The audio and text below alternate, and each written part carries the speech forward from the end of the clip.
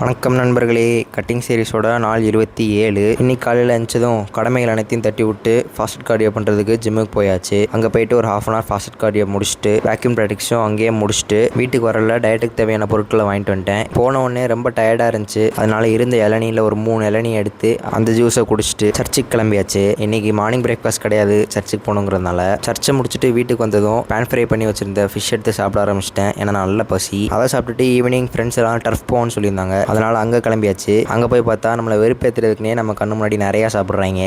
சரி சாப்பிட்டு போகல கால கொடுமை.